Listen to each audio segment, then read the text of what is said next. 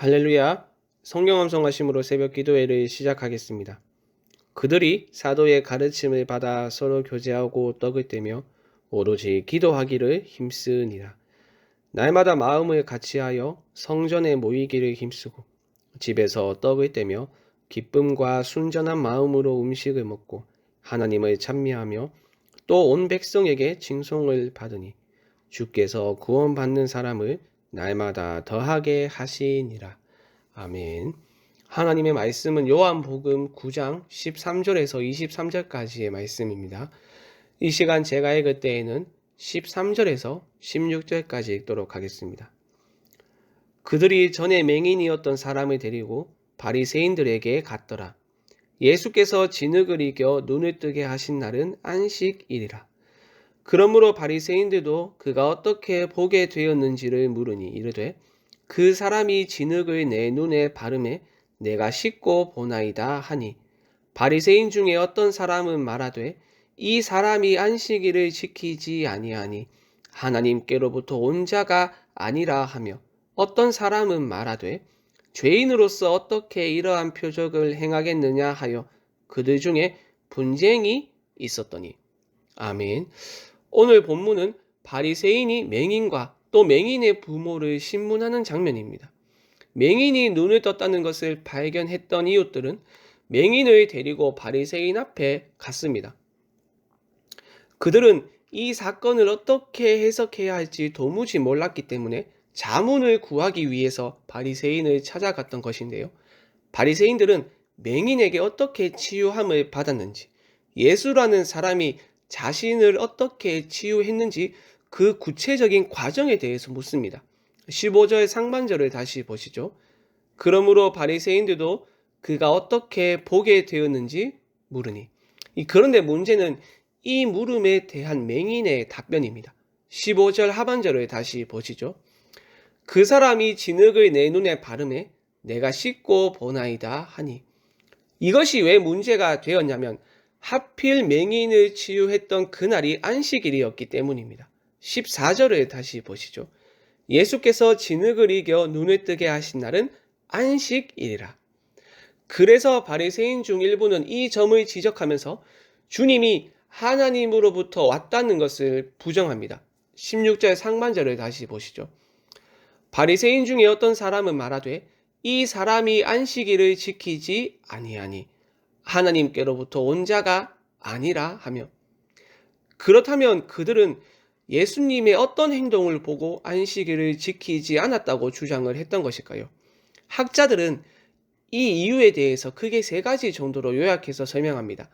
첫 번째는 목숨이 위태롭지 않은 상황임에도 불구하고 맹인을 치유했기 때문입니다. 당장의 생사가 달린 위급한 상황이라면 모르겠지만 맹인의 눈을 치유하는 것은 그렇게 위급한 상황이 아니죠. 안식일이 지난 후에 얼마든지 치유할 수 있는 병입니다. 두 번째는 침으로 흙을 개서 진흙을 만들었기 때문입니다. 바리새인들이 봤을 때 이것은 일을 한 행위이고 안식일에 일을 하는 것은 유대인이 금지했던 39종류의 일에 들어가는 항목입니다. 마지막 세 번째는 당시 안식일에 눈에 기름을 바르는 것 또한 일을 한 것으로 생각이 되었습니다. 그래서 그들은 주님이 안식일에 일을 했다고 생각을 하였기 때문에 하나님께로부터 왔다는 것을 지금 부인하고 있는 것인데요. 그러나 반대로 주님이 행하신 이적을 보고 긍정의 모습을 보인 바리새인도 있습니다.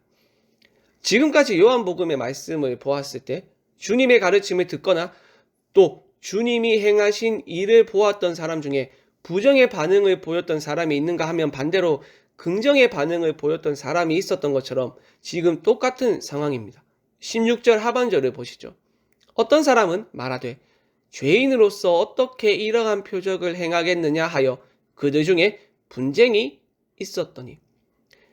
사실 어떻게 보면 이런 반응이 정답은 아니지만 그럼에도 불구하고 놀라움의 반응은 냉소적인 반응과 비교했을 때 합당한 것이죠. 왜냐하면 어제 말씀을 드렸듯이 선지자들의 예언에 의하면 맹인이 치유함을 받는 것은 메시아의 주된 사역 가운데 하나였기 때문입니다. 그래서 성경에 능통했던 이들은 주님이 행하신 일을 보고 안식일을 어겼다고 고발하는 것이 아니라 오히려 놀라움의 반응을 보여야만 했습니다. 그런데 그들 중에 일부는 성경에 능통했음에도 불구하고 그들이 가지고 있었던 관습과 선입견에 사로잡혀서 주님이 하나님으로부터 왔다는 것을 부인했습니다. 이 엇갈린 반응 때문에 바리새인들은 결정을 내리지 못했습니다. 그들은 하나님의 말씀을 기준으로 하여 백성을 지도해야 했지만 그렇게 하지 못하고 오히려 맹인에게 의견을 묻는 아이러니함을 지금 보이고 있습니다. 17절의 말씀을 보시죠. 이에 맹인이었던 자에게 다시 묻되 그 사람이 내 눈을 뜨게 하였으니 너는 그를 어떠한 사람이라 하느냐? 대답하되 선지자니이다 하니.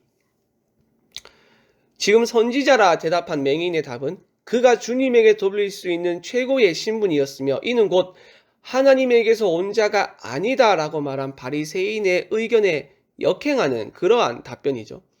우리는 여기서 잠시 멈추어 서서 주님을 부르는 그의 칭호가 바뀌었다는 것에 주목할 필요가 있습니다. 어제 본문 11절 말씀에서 맹인은 주님에 대해서 무엇이라 말했습니까? 예수라 하는 그 사람, 이렇게 말을 했었고 이는 마치 예수에 대해서 풍문으로 들은 듯한 뉘앙스의 말이며 주님에 대해서 아는 것이 거의 없음을 의미합니다. 그러나 시간이 흐를수록 주님에 대한 칭호가 바뀌게 됩니다. 본문에서는 선지자로 바뀌었으며 비록 내일 본문이긴 하지만 27절에서는 제자들이 따를 수 있느니 그리고 33절에서는 하나님께로부터 오니 마지막으로 38절에서는 경배를 받을 주로 바뀌었습니다. 아주 놀라운 변화가 이 맹인에게 있었던 것입니다. 여기서 우리는 성장하는 제자도의 모범을 볼 수 있습니다. 주님을 따르는 제자는 시간이 지나감에 따라 주님에 대한 인식이 더욱더 깊어져야 합니다. 어제보다 오늘더, 오늘보다 내일더, 지금보다 주님 앞에 서는 그날 주님을 향한 우리의 신뢰와 더불어 그를 아는 지식 안에서 성장해야 합니다. 그분의 존재와 그분이 행하신 일이 무슨 의미이며 그것이 내 삶에 어떤 영향을 끼쳤으며 더 나아가서 교회와 온 우주에도 영향을 끼친다는 것을 알아가야 합니다. 성장이 없으면 주님의 제자라 할 수 없겠죠. 진정 주님을 따르는 제자라면 느리더라도 더디더라도 때로는 멈춘 것처럼 보인다 하더라도 주님에 대한 인식이 깊어져야 될 줄 믿습니다. 더 이상 어둠 가운데 있지 않고 빛 가운데 있으며 그 속에 주님의 생명이 있는데 성장이 없다면 오히려 그것이 더 이상한 것이겠죠. 본문의 맹인처럼 예수를 처음 믿었을 때에는 그저 예수라 하는 그 사람이라고 주님을 부를 수 있습니다. 하지만 시간이 지났는데도 여전히 그 고백에 머물러 있다면 빛 가운데 거하는 사람의 모습이 아니겠죠. 사도 베드로가 말한 것처럼 우리 구주 예수 그리스도의 은혜와 그를 아는 지식에서 자라감으로 말미암아 우리를 찾아오신 참 빛에 대한 인식이 더욱더 선명해지고 밝아지는 여러분이 되길 바랍니다. 우리 말씀 생각하며 합심으로 기도하겠습니다. 시간이 지날수록 빛 대신 주님에 대한 인식이 선명해지고 주님에 대한 지식이 풍성해질 수 있도록 하나님 은혜를 주시옵소서. 화요일은 장년부와 양육가정을 위해서 기도하는 날입니다. 말씀과 기도를 통하여 거룩의 능력을 회복하는 우리 성도들이 되게 하여 주시옵소서. 또한 리더들이 예수 그리스도의 심장으로 영혼들을 섬기게 하여 주시옵소서. 마지막으로 하나님, 이 코로나 사태를 속히 종식시켜 주시고 특별히 이 일을 통하여 한국교회가 복음으로 돌아가 복음의 능력을 회복할 수 있도록 이 땅의 교회를 불쌍히 여겨 주시옵소서. 이 외에도 개인의 기도 제목을 가지고 자유롭게 기도하시면 되겠습니다. 주님의 이름을 한번 부르고 자유롭게 기도하겠습니다. 주여.